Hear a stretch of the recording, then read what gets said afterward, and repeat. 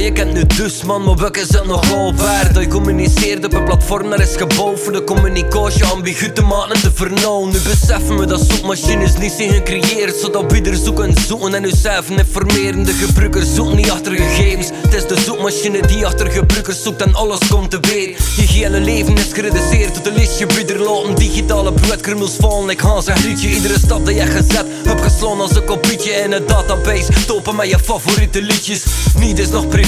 Het hele land is afgetapt en het wordt zelf verdeeld tot de foto's van de zwangerschap. Vroeger ging het familiealbum pas kunnen aanschouwen als je op bezoek was en er sprake was van vertrouwen. Is dat de toekomst dat we weer willen creëren? Een plek waar we de jeugd van kleins of denigreren, waar we de echte wereld inruilen voor eens en nou. Wachten op het metaverse voor je zaal mee te vouwen.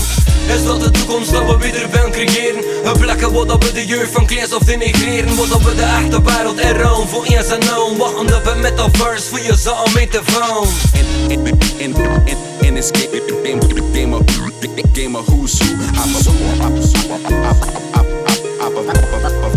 provide a new view, the new view. In this game of who's who, provide a new view. Welk is de invloed van overvloed in een wereld waar er een overvloed aan invloed bestaat die onnodig roept en dus manipuleert via de media? Leugens voedt via het onderwijs, leert in de rekenloop, de jeugd is zoek. Die is de voorbeeld als zijn staan het net. Zie je Photoshop of Instagram, gefilterde nep. Maar dat is de standaard, wat dat de hele jeugd nu met mek. Hoe kan je ze kwalen en dat hun de eigen keuze niet is?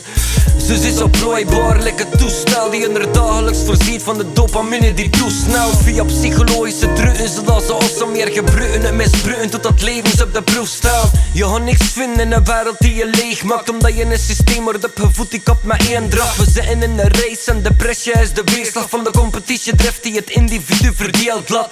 We zijn weggerukt van onze aardse leven in connectie met de fauna en de flora, de planeten en de sterren die ons leiden. Het is allemaal vergeten of verzwegen en onbegrip gevonden sinds het verleden.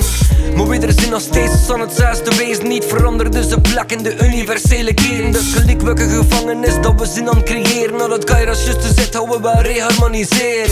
Is dat de toekomst dat we weer willen creëren? Een plek waar we de jeugd van kleins of denigreren, waar we de echte wereld inruilen voor eens en nou. Wachten op het metaverse voor je zaal mee te vouwen.